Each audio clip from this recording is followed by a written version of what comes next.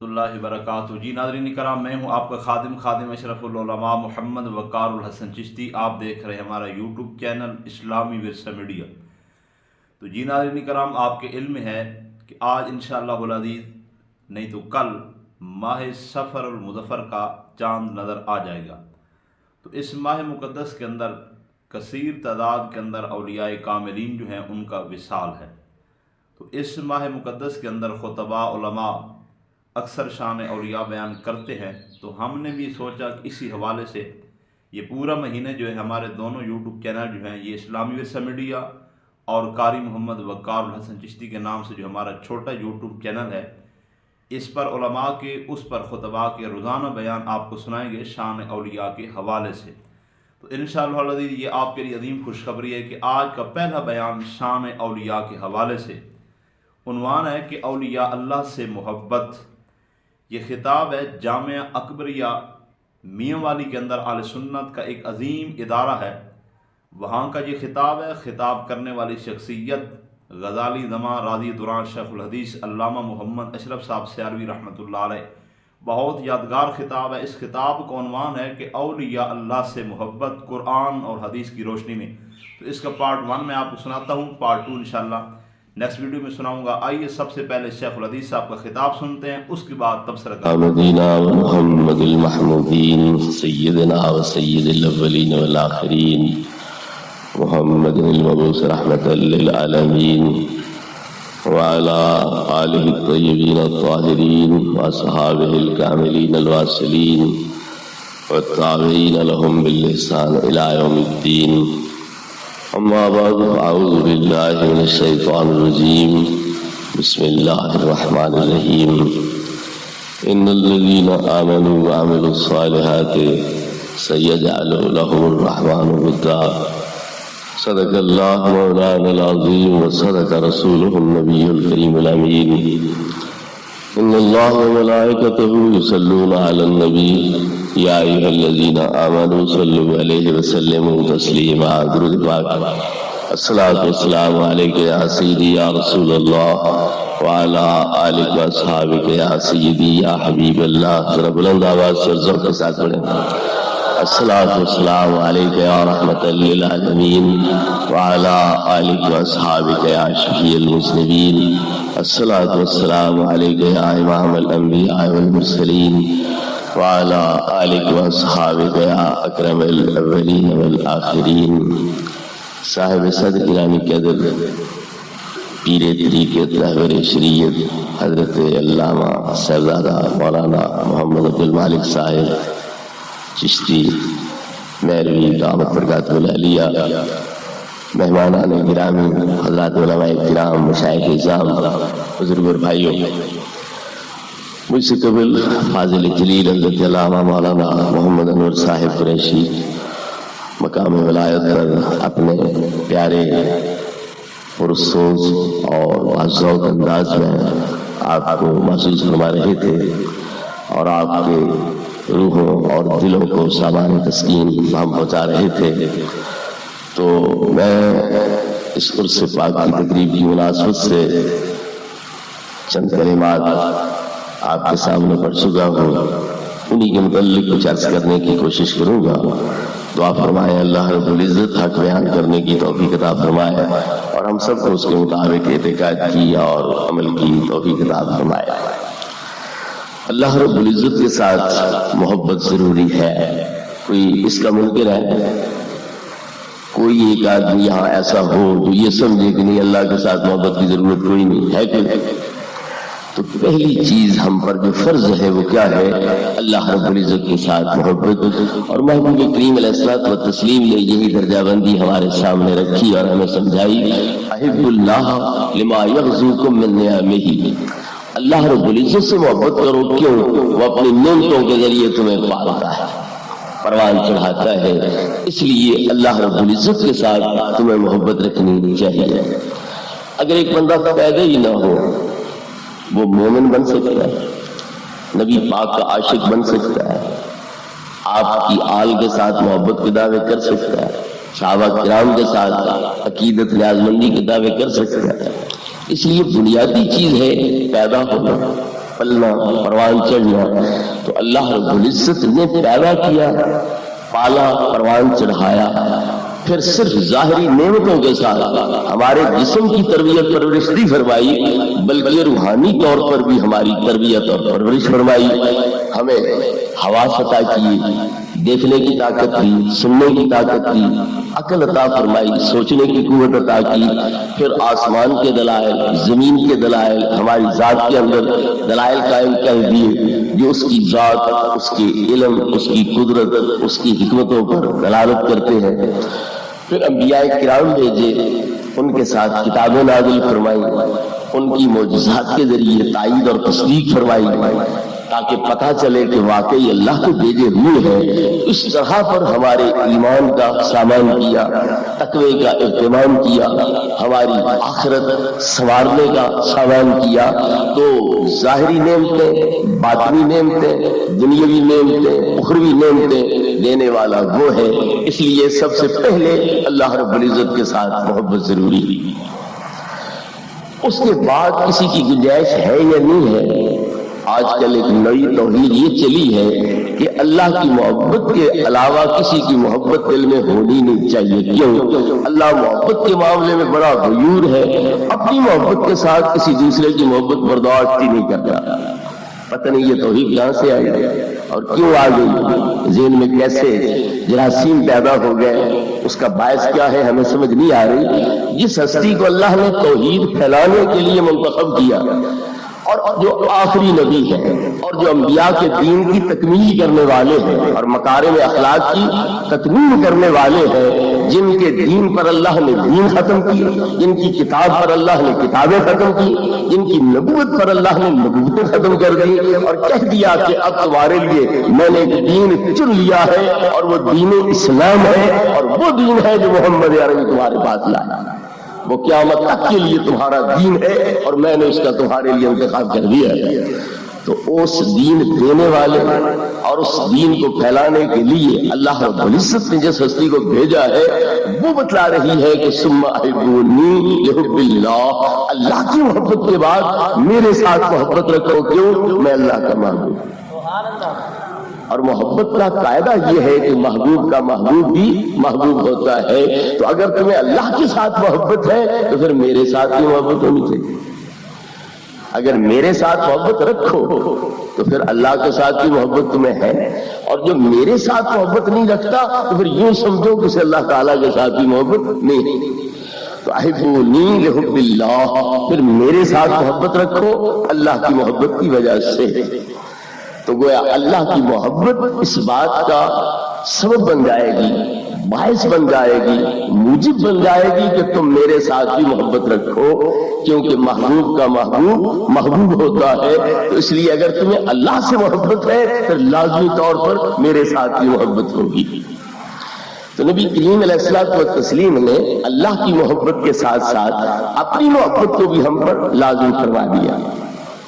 تو اگر مومن کے دل میں یہ دو محبتیں جمع نہیں ہو سکتی، اکٹھی نہیں ہو سکتی، اور اللہ غیور ہے اور وہ دوسرے کی محبت ساتھ برداشت نہیں کر سکتا، پھر نبی پاک کو یہ توحید کی رمز کوئی نہیں سکھائی تھی، اللہ نے یہ رمز توحید کوئی نہیں سمجھائی تھی کہ وہاں جا کے اپنی محبت میں شروع کرا لینا، صرف میری محبت کی تعلیم دینا۔ تو نبی کریم علیہ السلام نے ہر مراتب کا تو بیان کر دیا کہ سب سے پہلے اللہ کی محبت، پھر میری محبت، اللہ کی محبت کی وجہ سے۔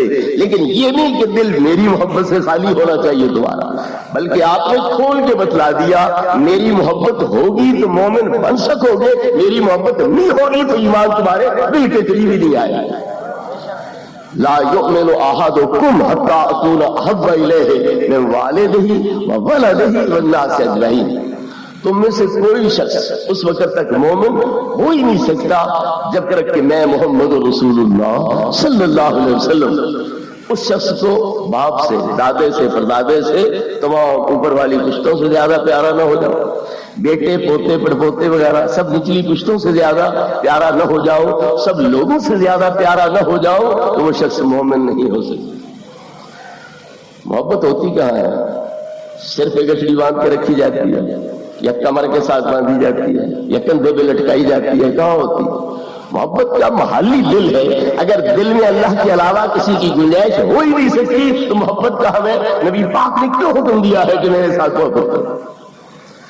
تو پتا چلا کہ اللہ رب العزت کی وجہ سے نبی پاک کے ساتھ محبت ہے، اور آپ کی محبت اللہ رب العزت کی محبت کا عین ہے، کوئی غیر نہیں ہے. اس لیے اگر آپ کی محبت ہے دل میں تو سمجھو اللہ کی محبت بھی ہے، اگر اللہ کی ہے اور نبی پاک کی نہیں ہے تو اس محبت کا اعتبار ہی کوئی نہیں. آج کل کے جو ہم میں سے بوہد اٹھے ہیں یہ دیوبندیوں سے بھی آگے نکل گئے.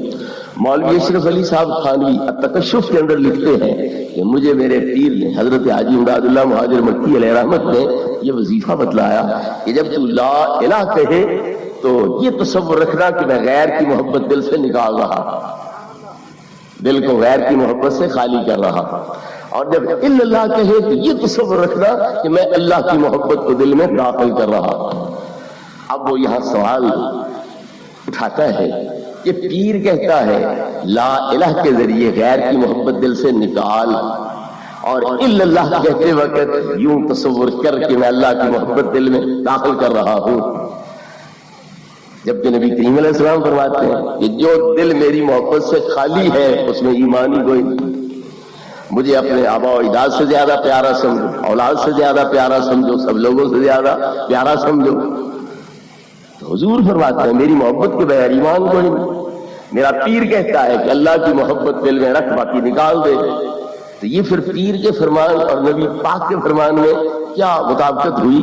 وہ کہتا ہے کہ نبی پاک کی محبت بلکہ تمام نبیوں کی محبت بلکہ تمام ولیوں کی محبت اللہ کی محبت کا عین ہے.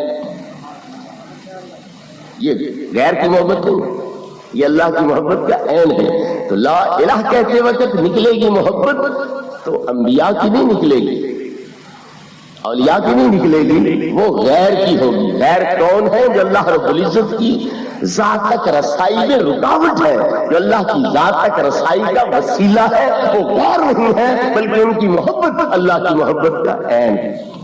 تو جو بندی لوگ بھی اتنا مانتے ہیں، چلو آج نہیں مانتے تو کل تک تو مانتے تھے کہ نبی پاک کی محبت، تمام انبیاء کی محبت، تمام اولیاء کی محبت یہ اللہ کی محبت کا عین ہے، غیر نہیں.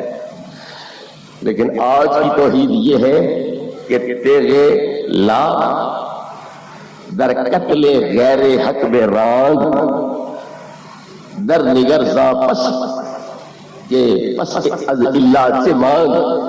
لا کی تلوار یوں چلا کہ نہ کوئی نبی رہے، نہ کوئی رسول رہے، نہ کوئی ولی رہے، ہر چیز کو ہلاک کر دے، قتل کر دے. یہ توحید ہے کہ تیرے لا در قتل غیر حق بے رانگ. اور وہ شخصیت کہتی ہے کسے باشد کوئی بھی ہو، نبی ہو، رسول ہو، قتل کر دے. کیا ہے؟ عجیب تماشا ہے. لا الہ تجھے بتلایا کس نے؟ محمد رسول اللہ نے. جو تجھے لا الہ بتلا رہا ہے اسی کے قتل کیوں کرتا ہے؟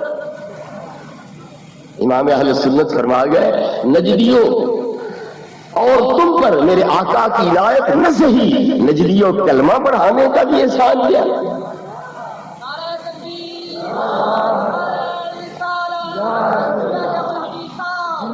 عجیب بات ہے، جس نے لا الہ الا اللہ بتلایا ہے تو اسی کو قتل کرتا، اسی کو برباد کر رہا ہے. غیر حق را جملگی برباد کن کا مطلب یہ ہے ولیوں کو برباد کر، نبیوں کو برباد کر، رسولوں کو برباد کر. یہ کہاں کی توحید؟ ایک طرف یہ ہے اسی رومی کا یہ فرمان ہے چوں تو ذات پیر را کر دی قبول، ہم خدا در ذات شامد ہم رسول. پیر کو پکڑا تو نبی بھی آ گیا، رسول بھی آ گیا. تو ایک شے بنایا یا نہیں بنایا؟ اور اسی رومی کے حوالے سے تو ولیوں کو قتل کرا رہا ہے، نبیوں کو قتل کرا رہا ہے، ان کو برباد کرا رہا ہے. وہ تجھے آباد کرے، تجھے دوزخ کی آگ سے بچائے، تجھے جنت کے قابل بنائے اور تم نے برباد کرے. یہ ایمانداری ہے.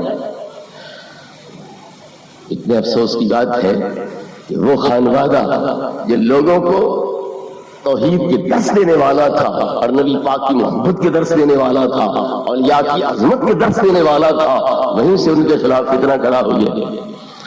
تو بہرحال نبی کریم علیہ الصلوۃ والتسلیم نے ارشاد فرمایا کہ تم میں سے کوئی شخص مومن ہو سکتا ہی نہیں جب تک کہ آبا و اجداد سے، اولاد سے، سب لوگوں سے زیادہ میں اسے محبوب نہ بن جاؤں. حتیٰ کہ اس کی جان سے بھی زیادہ محبوب نہ ہو جاؤں تو مومن نہیں ہو سکتا۔ حضرت سیدنا عمر رضی اللہ تعالیٰ نے نبی کریم علیہ السلام کی بارگاہ میں حاضر ہوئے، یا رسول اللہ آپ مجھے آبا و اجداد سے بھی پیارے ہو، اولاد سے بھی پیارے ہو، سب لوگوں سے بھی پیارے ہو، پر ابھی مجھے میری جان سے پیارے نہیں ہو۔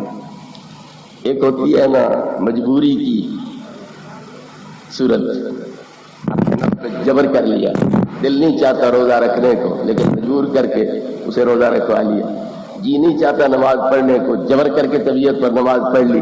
ایک ہے کہ چین ہی نہ آئے روزہ رکھے بغیر، سکون ہی نصیب نہ ہو نماز پڑھے بغیر، تو یہ تبھی حب ہو گئی۔ حضرت عمر رضی اللہ تعالیٰ عنہ کا مقصد کیا ہے؟ یا رسول اللہ میں جبر تو اپنے نفس میں کرتا ہوں اور اپنی جان ہتھیلی پہ رکھ کے ہر وقت آپ کے لیے قربان کرنے کو تیار رہتا ہوں، لیکن جو تبھی حب ہے اتنی کہ میری جان سے بھی آپ زیادہ محبوب ہو جاؤ، ابھی وہ درجہ پیدا نہیں ہوا۔ جس طرح مریض حکیم کے سامنے، طبیب کے سامنے اپنی ایک حقیقت عرض کرتا ہے، اس انداز میں اس طبیب روحانی کے سامنے یہ مریض اپنی مرض کی حقیقت عرض کر رہے ہیں۔ تو نبی کریم علیہ السلام زبان سے کہتے ہیں لا یا عمر، اور ادھر سینے پہ ہاتھ پھیر کے دل کی دنیا میں انقلاب بھی برپا کر دیتے ہیں۔ زبان سے فرمایا کہ نہیں عمر، جب تک تو مجھے اپنی جان سے بھی زیادہ محبوب نہ سمجھے تو مومن نہیں۔ زبان سے مسئلہ سمجھا رہے ہیں اور دل پر ہاتھ رکھ کر تصرف کر کے دل کے اندر اپنی محبت ان کی جان سے بھی زیادہ محبوب تر بنا رہے ہیں۔ جب نبی کریم علیہ السلام کا ہاتھ سینے پہ پھرا، عرض کی یا رسول اللہ اب تو مجھے میری جان سے بھی زیادہ پیارے ہو گئے۔ تو نبی کریم علیہ السلام نے فرمایا الآن یا عمر، اب تیرا ایمان کامل تر ہو گیا۔ تو اس سے پتہ چلا کہ نبی کریم علیہ السلام کی محبت اللہ رب العزت کی محبت کے ساتھ ساتھ لازم اور ضروری، بلکہ بخاری شریف کی حدیث ہے، نبی کریم علیہ السلام فرماتے ہیں ثلاث من کنا فیہ وجد بہن حلاوۃ الایمان، من کان اللہ ورسولہ احب الیہ مما سواہما وان یحب المرء لا یحبہ الا للہ ویکرہ ان یعود الی الکفر کما یکرہ ان یقذف فی النار۔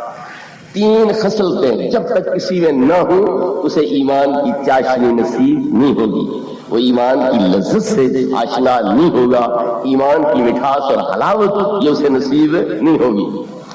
پہلی چیز کیا ہے کہ اللہ رب العزت اور رسول کریم صلی اللہ علیہ وسلم باقی تمام سے زیادہ محبوب تر، اللہ رسول ایک طرف، باقی دوسری طرف نبی کریم علیہ السلام نے فرمایا کہ اللہ اور اس کا رسول باقی سب مخلوق سے زیادہ محبوب ہو۔ تو نبی کریم علیہ السلام نے اپنے آپ کو اللہ کے ساتھ ملا کے بیان کیا کہ ہم دونوں کی محبت جب تک سب ما سوا سے زیادہ نہیں ہوگی تو مومن نہیں ہو سکتے اور ایمان کی لذت سے آشنا نہیں ہو سکتے۔ علماء حضرات تشریف فرما ہے، ان کی توجہ کے لیے آپ ذرا تکلیف محسوس نہ کرنا، یہ گرامر کا معاملہ ہے۔ احب الیہ مما سواہما، یہ تسنیہ کی ضمیر ہما ذکر کی ہے، تو سوی اللہ و رسول الگ الگ نہیں کیا، ما سواہما اکٹھا کر دیا۔ ان دونوں کی محبت باقی سب سے زیادہ ہونی چاہیے، تو دو اکٹھے ذکر کیے، اللہ اور رسول کو اکٹھا ذکر کیا، تو اکٹھا ذکر کر کے بتلا دیا کہ ان المعتبر هو المجموع المرکب من المحبتین، ایمان کی حلاوت کے لیے بنیادی شرط کیا ہے کہ اللہ کی محبت، رسول پاک کی محبت اکٹھی ایک دل کے اندر موجود ہے۔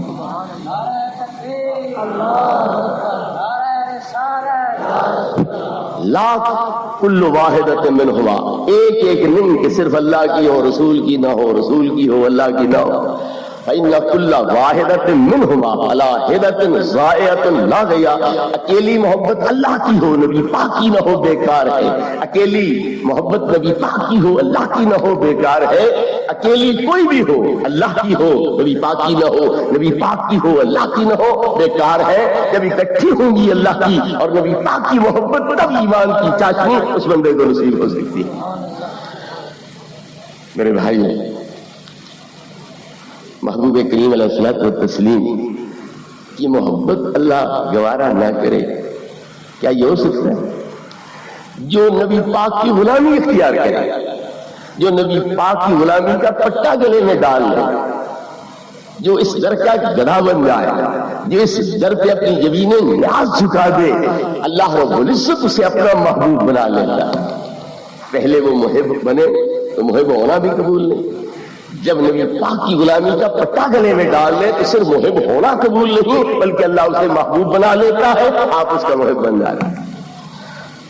قل ان کنتم تحبون اللہ فاتبعونی یحببکم اللہ، اے محبوب اعلان کر دو، کھل کے فرما دو، اے پیغمبر زادو، نواب زادو، رئیس زادو، وڈیرو، سب کان کھول کے سن لو، اگر تم میری غلامی کے بغیر اللہ کے محب بننا چاہو، اس کی محبت کی وجہ سے ساری رات ایک ٹانگ پہ کھڑے ہو کے عبادت کرتے رہو، ہر دن روزے رکھتے رہو، سارے مال صدقے خیرات کرتے رہو، تو اللہ تمہارا محب ہونا بھی قبول نہیں کرے گا جب تک کہ میری غلامی کا پٹا تمہارے گلے میں نہیں ہوگا۔ اور جب یہ پٹا غلامی کا گلے میں ڈال لو گے تو صرف یہ نہیں کہ اللہ تمہارا محب ہونا قبول کرے گا بلکہ آپ تمہارا محب بن جائے گا اور تمہیں اپنا محبوب بنا لے گا۔ میرے بزرگ اور بھائیوں، جس محبوب کی غلامی سے بندہ اللہ کا محبوب بن جاتا ہے تو اس محبوب کی محبت اللہ اپنے ساتھ اکٹھی گوارا نہیں کرتا، ان کے غلاموں کو اپنا محبوب بناتا ہے اور اپنی محبت کے ساتھ اس محبوب کی محبت کسی دل میں گوارا ہی نہیں کرتا، بلکہ اللہ رب العزت اتنا لجپال، اتنا کریم، اتنا مہربان ہے کہ جب بندہ فرضوں کے ذریعے، نفلوں کے ذریعے اللہ رب العزت کے قریب آنے کی کوشش کرتا ہے تو وہ لجپال اس بندے کو کتنی رفت دیتا ہے، کتنی بلندی عطا کرتا ہے، کتنا قرب عطا کرتا ہے اور اس کی محنت کو کیسے پھل لگاتا ہے اور بار آور کرتا ہے۔ اللہ فرماتا ہے من تقرب منی شبرا تقربت الیہ ذراعا، تم ایک بالش سے میری طرف آؤ گے تو میں ایک ہاتھ تمہارے قریب ہو جاؤں گا۔ ومن تقرب منی ذراعا تقربت الیہ باعا، کوئی ایک ہاتھ میرے قریب آیا تو میں پورا کلاوہ اس کے قریب ہو جاؤں گا۔ ومن اتانی یمشی اتیتہ ہرولۃ، کوئی پیدل چلتے ہوئے میری طرف آئے گا تو میری رحمت دوڑ کے اسے آغوش میں لے لے۔ اللہ اتنا لطفال ہے، کریم ہے، تو وہ فرماتا ہے کہ جب بندہ فرضوں کے ذریعے، نفلوں کی کثرت کے ذریعے میرے قریب آنے کی کوشش کرے تو میں اسے اپنا محبوب بنا لیتا ہوں، حتی احببتہ، میں اسے اپنا محبوب بنا لیتا ہوں۔ اور اذا احببتہ کنت سمعہ الذی یسمع بہ وبصرہ الذی یبصر بہ، جب میں اسے محبوب بناتا ہوں تو میں اس کے کان ہوتا ہوں جن سے سنتا ہے، میں اس کی آنکھ ہوتا ہوں جس سے دیکھتا ہے، میں اس کے ہاتھ ہوتا ہوں جن سے پکڑتا ہے، میں اس کے پاؤں ہوتا ہوں جن سے چلتا ہے۔ یہ تو ہے بخاری شریف حدیث۔ باقی جو کتابیں ہیں ان میں یہ اضافہ ہے کہ میں اس کی زبان ہوتا ہوں جس سے بولتا ہے، میں اس کا دل و دماغ ہوتا ہوں جس کے ساتھ سوچتا ہے، غور کرتا ہے۔ تو جب اللہ رب العزت بندے کو محبوب بناتا ہے تو اسے اپنے انوار کا مظہر اور نمونہ بنا دیتا ہے۔ وہ چربی کی آنکھ سے نہیں دیکھتا، رب کے نور کی آنکھ سے دیکھتا ہے۔ وہ گوشت پوست اور پٹھوں کے کان سے نہیں سنتا، وہ رب کے نور سے سنتا ہے۔ وہ اس گوشت پوست اور ہڈی کے ہاتھ سے نہیں پکڑتا بلکہ اللہ کے نور والے ہاتھ سے پکڑتا ہے۔ وہ اس گوشت پوست اور ہڈی کے پاؤں سے نہیں چلتا بلکہ اللہ کے نور کے ذریعے چلتا ہے۔ اور وہ اس گوشت کی زبان سے نہیں بولتا بلکہ اللہ کے نور والی زبان سے بولتا ہے۔ اور اس چربی والے مغز سے نہیں سوچتا بلکہ اللہ کے نور والی عقل سے سوچتا ہے۔ حضور شیخ عبد القادر جیلانی رضی اللہ تعالیٰ عنہ، جن کے نام پر یہ نئی توحید کا پرچار کیا جا رہا ہے، وہ فرماتے ہیں کہ جب تو نفس کو مار لے، ارادے کو مار لے، خواہشات نفسانی کو مار لے، فتکون کلیتوں کا قدرتن، پھر تو سراپا قدرت بن جائے گا۔ ایک ہوتا ہے نا قدرت والا، ایک ہے سراپا قدرت بننا، بہت بڑا فرق ہے۔ ایک بندہ ہے طاقت والا، ایک بندہ سراپا طاقت ہے، مجسمہ طاقت ہے، بہت بڑا فرق ہے یہ۔ ایک بندہ ہے آنکھ والا، ایک سارا ہی آنکھ ہے، پیچھے سے دیکھتا ہے، دائیں سے دیکھتا ہے، بائیں سے دیکھتا ہے، اوپر سے دیکھتا ہے، نیچے سے دیکھتا ہے، اس کے بدن کا بال دیکھتا ہے کہ وہ پورا آنکھ بنی ہے۔ تو حضور غوث پاک رضی اللہ عنہ فرماتے ہیں کہ نفس کو مار، ارادے کو مار، خواہشات کو مار، تو اس کے بعد تو دنیا کا فرد ہی نہیں رہے گا بلکہ جنتی مرد بن جائے گا۔ تیرے اندر جن کی طاقتیں آ جائیں گی اور تکون کلیتوں کا قدرت، سراپا قدرت بن جائے گا۔ تسمع باللہ و تبصر باللہ، وَتَنْتِقُ بِاللَّهِ وَتَبْطِشُ بِاللَّهِ، یہ سنے گا تو اللہ تعالیٰ کی طاقت کے ساتھ، دیکھے گا تو اللہ کی طاقت کے ساتھ، پکڑے گا تو اللہ کی طاقت کے ساتھ، اور چلے گا تو اللہ کی طاقت کے ساتھ چلے گا۔ اچھا، تو جو اللہ کی طاقت سے دیکھے تو کون سی چیز اسے پوشیدہ رہے گی؟ جو اللہ کی طاقت سے سنے تو کون سی چیز اس کے کانوں سے دور رہے گی اور وہ نہیں سن پائے گا؟ جب وہ اللہ کے ہاتھ سے پکڑے، اللہ کی طاقت سے پکڑے، تو کائنات کی کون سی چیز اس کے احاطہ قدرت سے باہر ہوگی؟ جب وہ اللہ کی قدرت سے چلے تو پھر مشرق مغرب شمال جنوب کی کون سی دوری اس کے سامنے رہ جائے گی؟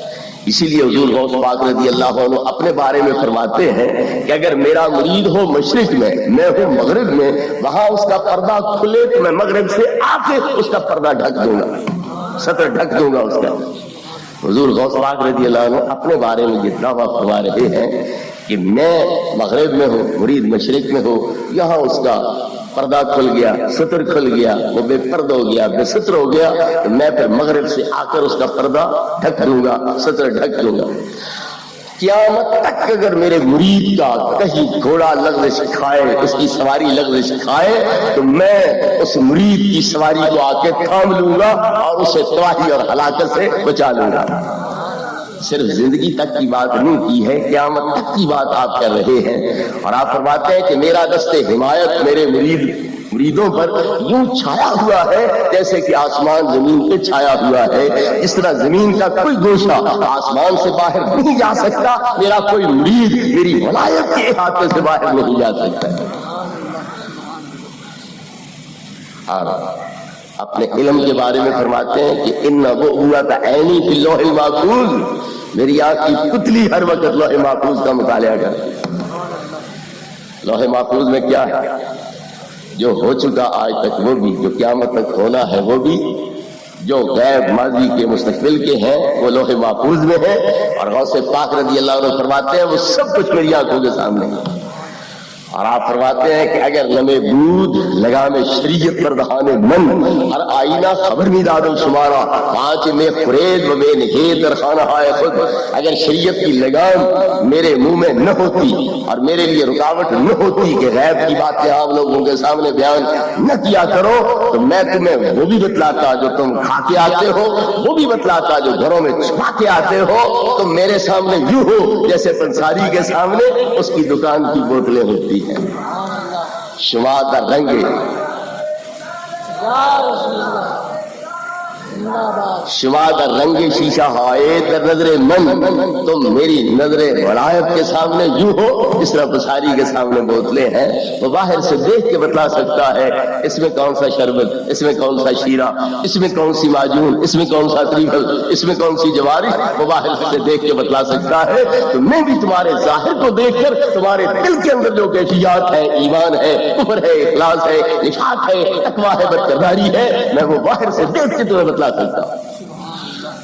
تو حضور غوث پاک رضی اللہ تعالیٰ عنہ حضرت شیخ محقق جگہ جگہ فتوح الغیب کی شرح میں فرماتے ہیں کہ جو یہ کمالات بیان فرما رہے ہیں دراصل اپنی بات کر رہے ہوتے ہیں کہ میں نفس مار چکا، ارادے ختم کر چکا، خواہشات نفسانی ختم کر چکا، اب میں سراپا قدرت بن چکا ہوں۔ میں دیکھتا ہوں کہ اللہ کی قدرت کے ساتھ، سنتا ہوں کہ اللہ کی قدرت کے ساتھ، پکڑتا ہوں کہ اللہ کی قدرت کے ساتھ، اور چلتا ہوں کہ اللہ کی قدرت کے ساتھ، اور بولتا ہوں تو بھی اللہ کی قدرت کے ساتھ بولتا ہوں۔ حضرت گرامی وہی غوث پاک رضی اللہ عنہ بھی فرماتے ہیں، اور بخاری شریف میں بھی ہے، باقی کتابوں میں بھی ہے، نبی کریم علیہ السلام نے فرمایا اذا احب اللہ عبدا نادى جبریل فقال انی احببت فلانا فاحببه، جب اللہ کسی بندے کو محبوب بنا لیتا ہے تو جبریل امین کو پکار کے فرماتا ہے اے جبریل فلاں کو میں نے اپنا محبوب بنا لیا ہے، لہذا تو بھی اسے اپنا محبوب بنا، اسے اپنا محبوب سمجھ، اس کی محبت کو اپنے دل میں جگہ دے۔ جبریل عرض کرتے ہیں انی احبہ، میں بھی اسے محبت کرتا ہوں۔ عجیب بات ہے، ایک طرف درس یہ دیا جا رہا ہے کہ اللہ محبت کے معاملے میں بڑا غیور ہے، وہ دوسروں کی محبت دل میں برداشت کرتا ہی کوئی نہیں، اور یہاں اللہ جبریل کو پابند کر رہا ہے کہ فلاں میرا محبوب ہے، لہذا تو میری محبت کے ساتھ ساتھ اس محبوب کی محبت کو بھی دل میں دے جگہ۔ آرڈر دے رہا، حکم دے رہا، یہاں اللہ کی غیرت کدھر گئی؟ نعوذ باللہ کبھی وہ غیرت سے خالی ہو جائے؟ اللہ حکمت فرما رہا ہے انی احببت فلانا فاحببہ، میں فلاں کو اپنا محبوب بنا چکا ہوں، لہذا تو بھی اسے محبت کر کہ میں بھی اسے محبت کرتا ہوں۔ تو اللہ رب العزت فرماتا ہے اتنا قدر کافی نہیں، بلکہ کیا رہ دو رکھ دو کیا پانی سادہ پانی۔ تو جبریل امین کو حکم دیا، اس نے عرض کیا حضور میں بھی اس کا محبوب ہوں، میرا محبوب ہے، اور اتنا قدر کافی نہیں، ساتوں آسمانوں میں منادی کر، ساتوں آسمانوں کے گنبد اس محبوب کی محبوبیت کی منادی کے ساتھ گونجنے چاہیے، اور ہر ایک کو اچھی طرح پتہ چلنا چاہیے کہ فلاں کو اللہ نے اپنا محبوب بنا لیا۔ جبریل ساتوں آسمانوں میں منادی کرتے ہیں، آسمان والوں کو خبردار کرتے ہیں کہ اللہ نے فلاں کو محبوب بنا لیا ہے، لہذا تم بھی اسے محبوب سمجھو۔ آسمان والے بھی محبت کرتے ہیں۔ اب اللہ فرماتا ہے جبریل چل زمین پہ جا، وہاں جا کے منادی کر، اے زمین والوں دل کے کان کھول کے سن لو، اچھی طرح اس بات کو دل میں بٹھا لو کہ اللہ نے فلاں کو اپنا محبوب بنا لیا ہے، لہذا تم بھی اسے اپنا محبوب بناؤ۔ اور زمین میں بھی ہر چیز اس کے ساتھ محبت کرنے لگ جاتی ہے۔ تو بخاری شریف کے لفظ ہے فَيُودَعُ لَهُ الْقَبُولُ فِي الْأَرْضِ، تو وہ پوری زمین کے اندر اللہ کا محبوب بن جاتا ہے اور ہر شے کا بھی محبوب بن جاتا ہے۔ تو اللہ رب العزت اس بندے محبوب کی محبت کا جبریل کو بھی پابند کر رہا ہے، آسمان والے سارے فرشتوں کو بھی پابند کر رہا ہے، اور زمین کے اندر بسنے والی ہر چیز کو بھی پابند کر رہا ہے۔ آپ نے یہ سنا ہوگا کہ حضرت سفینہ صحابی رسول صلی اللہ علیہ وسلم جنگل میں اکیلے رہ گئے، تو جب شیر نے ایک انسان کو بغیر کسی ہتھیار کے، بغیر کسی سر و سامان کے تنہا دیکھا تو سمجھا یہ تو بڑا پیارا لذیذ لقمہ ہاتھ آ گیا، اور بلا مشقت ہاتھ آ گیا کہ وہ حملہ آور ہونے لگا۔ تو حضرت سفینہ نے سوچا تلوار میرے پاس نہیں، نیزہ میرے پاس نہیں، تیر کمان میرے پاس نہیں، کروں تو کیا کروں؟ سوچا اس کو ذرا اپنا تعارف تو کرا دے، وہ جنگل کے بادشاہ اپنی بادشاہت پہ ناز نہ کرنا، کوئی میرا بھی بادشاہ ہے اور اس کی غلامی کا توق میرے گلے میں بھی ہے۔ جا ابل حارث انا مولا رسول اللہ، اے شیر میں رسول اللہ کا غلام ہوں، اے شیر میں رسول اللہ کا غلام ہوں۔ تو فبسبس لہ الاسد، شفا شریف میں آتا ہے کہ جس طرح مالک گھر آئے نا تو پالتو کتا اس کے قدم چاٹتا ہے اور دم ہلاتا ہے، اپنی غلامی نیازمندی کا مظاہرہ کرتا ہے، تو جنگل کا بادشاہ نبی پاک کے اس غلام کے قدم چاٹ رہا تھا اور دم ہلا کے اپنی غلامی کا اظہار کر رہا تھا۔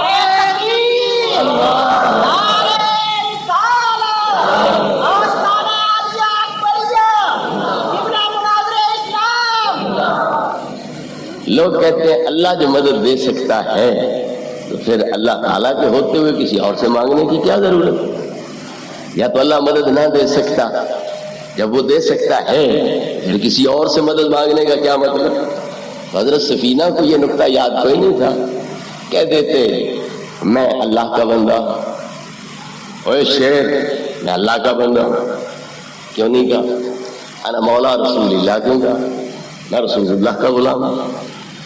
اگر وہ کہتے میں اللہ کا بندہ تو وہ بھی کہتا میں اللہ کا نہیں ہوں، میں بھی تو اللہ کا ہوں، اللہ نے تجھے میرے لیے بھیجا ہے، چل میرے اندر آ جا۔ اس لیے تعارف یہ نہیں کرایا کہ میں اللہ کا بندہ ہوں، تعارف یہ کرایا میں رسول اللہ کا غلام ہوں۔ یہ رحمت للعالمین نبی، یہ بالمومنین رؤوف الرحیم نبی ہے، تو جب اس کی طرف اپنی نسبت ظاہر کی تو پھر شیر کو ایک پیغام مل گیا کہ اب میں جبر نہیں کر سکتا، میں ظلم نہیں کر سکتا، میں ستم نہیں کر سکتا، میں جباریوں کا قہاری کا مظہر نہیں بن سکتا، مجھے بھی رحمت کا مظہر بننا چاہیے۔ تو اس لیے حضرت سفینہ کے قدم چاٹنے لگ گیا۔ جو بات میں نے عرض کرنی تھی وہ یہ تھی کہ اس شیر کو کس نے جا بتلایا کوئی رسول اللہ بھی ہے؟ کوئی رائے ویڈ والی جماعت پہنچی یا ہمارے کوئی اسلامی بھائی پہنچے، اس نے اسے کلمہ پڑھایا، کوئی تعارف کرایا، کوئی لا الہ الا اللہ سکھایا، کوئی محمد رسول اللہ سکھایا. کس نے تبلیغ کی اسے؟ کس نے کلمہ پڑھایا اسے کیسے پتا چل گیا کوئی رسول اللہ بھی ہے؟ پتا چلا یہ اللہ کی منادی سے ہر چیز کو پتا ہے کہ رسول کی شان کیا ہے، محبت میں ان کا مقام کیا ہے، اور ان کے غلاموں کا مقام کیا ہے. یہ اللہ رب العزت کے فرمان اور فرمانے خداوند تعالیٰ کے تحت جبریل کی منادی کا یہ اعجاز ہے کہ پتھروں کو ان سے پیار، درختوں کو ان سے پیار، جنگلی جانوروں کو ان سے پیار، دریاؤں اور سمندروں کو ان سے پیار ہے، اور ہر چیز غلامی کے لیے پیار ہے. نبی کریم علیہ الصلوۃ والتسلیم فرماتے ہیں ھذا جبل یحبنا ونحبہ. یہ پہاڑ جو ہے نا یہ ہمارے ساتھ محبت کرتا ہے، ہم اس کے ساتھ محبت کرتے ہیں. پہاڑ ہے، تیرے میرے لحاظ سے نہ اس میں سر، نہ مغز، نہ عقل، نہ آنکھ، نہ دل، پھر محبت کہاں؟ لیکن میرا تیرا پیمانہ دیکھنے کا پرکھنے کا اور ہے، اللہ رسول کا پیمانہ اور ہے. اللہ رسول ان کے دلوں کو بھی جانتے ہیں، ان کی کیفیات کو بھی جانتے ہیں، اور ان کے اندر کسی سے محبت ہے یا عداوت ہے اسے بھی جانتے ہیں. تو نبی کریم علیہ السلام نے پہاڑ کے دل میں محبت ہے یا نہیں یہ جان لی. اپنے دل کی بات تو کر لینا آسان ہے کہ ہمیں اس سے محبت ہے، لیکن اسے ہے یا نہیں یہ غیب ہے یا کوئی نہیں.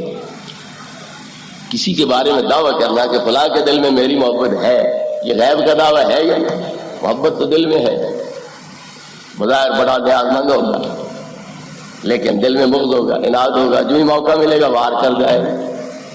اس لیے محبت ہے یا نہیں یہ دل کا معاملہ ہے، اور دل سینے میں چھپا اور دل کی چیز پھر اور زیادہ پوشیدہ ہو گئی. لیکن نبی کریم کی ذات کا اعجاز یہ ہے کہ پہاڑ کے دل کے اندر محبت ہے، اور کس سے ہے اس کی غیبی خبر آتے رہے. احد جبل یحبنا، احد وہ پہاڑ ہے جو ہم سے محبت رکھتا ہے، ونحبہ، اور ہم اس سے بھی محبت رکھتے ہیں. یہاں سے یہ بات بھی ذہن نشین کر لو کہ نبی بھی بڑا لجپال ہے، اللہ بھی لجپال ہے، نبی بھی بڑا لجپال ہے. پتھر جیسی شے کیوں نہ ہو، نبی پاک اس کی شکل نہیں دیکھتے کہ شکل کوئی نہیں، صورت کوئی نہیں، حسن کوئی نہیں، خوبی کوئی نہیں، یہ نہیں دیکھتے، بلکہ یہ دیکھتے ہیں کہ اس کے دل میں عشق ہے، میرے ساتھ تعلق ہے، پھر نبی پاک بھی اس کے محب بن جاتے ہیں. یہ لجپال کریم ذات ایسی ہے کہ پتھر آپ سے پیار کریں تو آپ پتھروں سے پیار کرتے ہیں، اگر ہم نبی پاک سے پیار کریں کیا نبی پاک ہم سے پیار نہیں کریں؟ حضرت سیدنا حسن بصری رضی اللہ تعالیٰ عنہ جب وہ ستون جو رو پڑا تھا حضور کے منبر پہ بیٹھنے سے، اس کا ذکر کرتے تو کہتے یار ہم سے تو ستون ہی بازی لے گیا. نبی کریم علیہ الصلوۃ والتسلیم کھجور کے خشک تنے کے ساتھ کوٹ لگا کے واز فرماتے ہیں، تقریر فرماتے ہیں. جب منبر بن گیا تو آپ منبر پہ جا بیٹھے. اب ستون نے دیکھ لیا کہ میرا محبوب مجھ سے بچھڑ گیا، مجھے داغ مفارقت دے گیا، مجھے فراق کی آگ میں جلتا چھوڑ جو منبر پہ جا رہا ہے، تو زاروں قطار رونا شروع کر لیا. وہ تو مرا ہوا ہے، درخت سبز ہو تو زندہ ہے، اسے کاٹ دو، چیر دو، اس کے شکیر بنا دو، ستون بنا دو، تو مر گیا ہوا، ٹکڑے ہو گئے اس کے. لیکن اس کے باوجود اس میں آنکھ بھی ہے، پہچان رہا ہے، دیکھ رہا ہے میرا یار وہ جا رہا ہے، مجھے چھوڑ کے جا رہا ہے، داغ مفارقت دے کے جا رہا ہے، اور آج منبر کو سعادت مند بنا رہا ہے، اس کی قسمت کے ستارے کو چمکا رہا ہے. تو زاروں قطار رونا شروع کر دیا. صحابہ آگے دیکھتے ہیں، پیچھے دیکھتے ہیں، دائیں دیکھتے ہیں، بائیں دیکھتے ہیں، رونے کی آواز ہے بندے جیسی، تو بندہ روتا نظر کوئی نہیں آتا، یہ آواز کہاں سے آ رہی ہے؟ جب غور کیا تو ستون سے آواز آ رہی.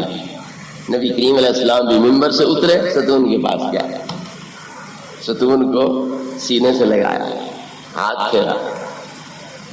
وہ زاروں قطار رو رہا تھا، جس طرح زاروں قطار رو رہا ہو بچہ، چیخ چلا رہا ہو، ماں گود میں لے، چھاتی سے لگائے، بوسے دے، پیار کرے، وہ آہستہ آہستہ چپ کرتا ہے. اس طرح وہ آہستہ آہستہ سسکیاں لیتے، ہچکیاں لیتے چپ کرتا ہے. تو نبی کریم علیہ السلام فرماتے ہیں بتلا تجھے کہاں لگاؤں؟ تو کیا چاہتا ہے؟ یہاں لگنا چاہتا ہے یا جنت میں لگنا چاہتا ہے؟ اگر تو یہاں لگنا چاہتا ہے تو میں ابھی تجھے باغ میں لگوا کے سرسبز درخت بنا دیتا ہوں، لوگ تیرا پھل کھائیں، اور اگر جنت میں لگنا چاہتا ہے میں تجھے جنت میں لگا دوں۔ بتلا کیا چاہتا ہے، کیا مانگتا ہے؟ مگر ستون نے وہ گولڈن شریف والی توحید پہ عمل نہیں کیا کہ مانگنے والوں سے کیوں مانگوں۔ کبھی تو حضرت شاہ نصیر الدین صاحب فرماتے تھے مانگ ارے مانگ، جلدی مانگ، زور سے مانگ، آواز پہ آواز لگا۔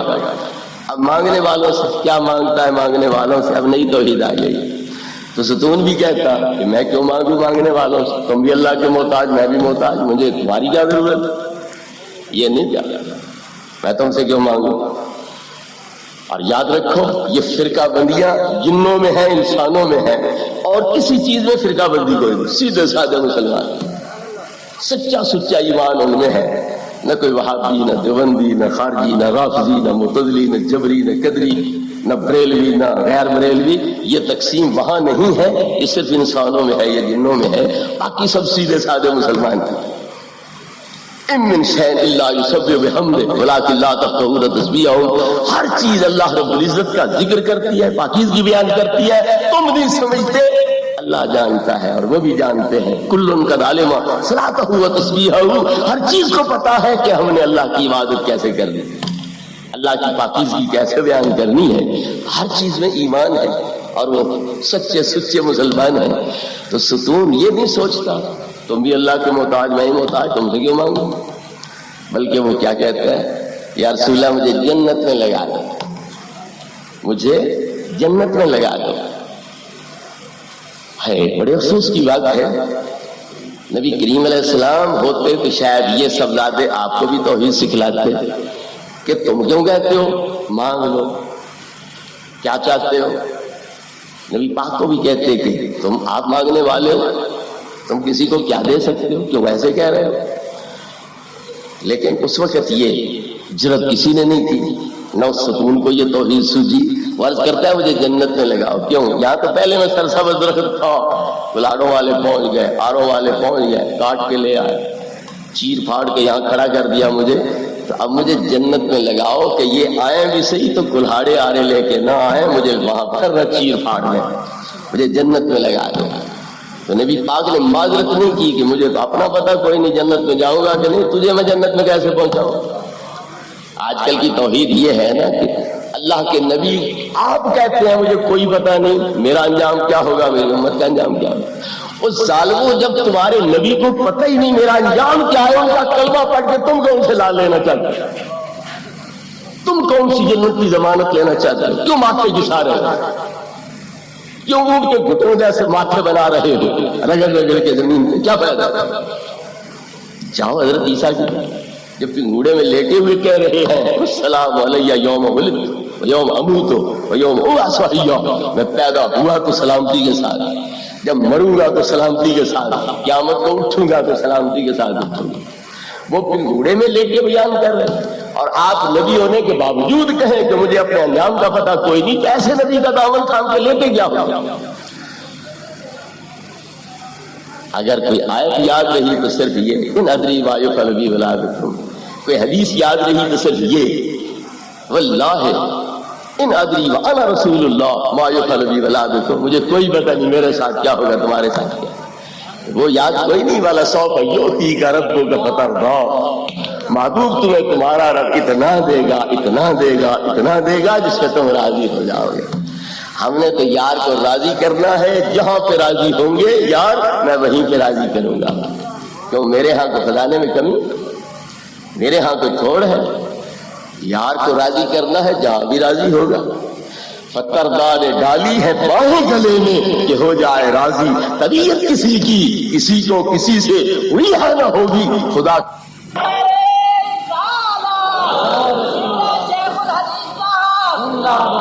میرے بھائیوں، نبی کریم علیہ السلام کو اپنے انجام کا کیوں نہیں پتا؟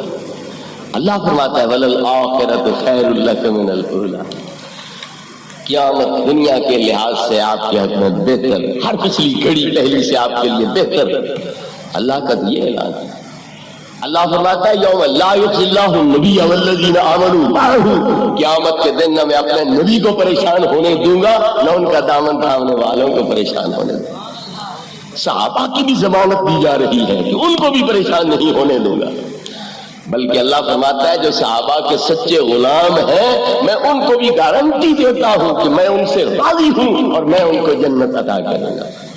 والسابقون الاولون من المہاجرین والانصار والذین اتبعوہم بإحسان رضی اللہ عنہم ورضوا عنہ، مہاجرین انصار سے بھی راضی ہوں اور جو سچے غلام ان کے ہیں ان سے بھی راضی ہوں۔ وَأَعَدَّ لَهُمْ جَنَّاتٍ تَجْرِي مِن تَحْتِهَا الْأَنْهَارُ، میں نے ان کے لیے جنتیں تیار کر رکھی۔ تو صحابہ کرام کے غلاموں کو بھی ضمانت دی جا رہی۔ یہ الا ان اولیاء اللہ والی آیت پر حضرت علامہ مولانا محمد انور صاحب آپ کے سامنے خطاب فرما رہے تھے۔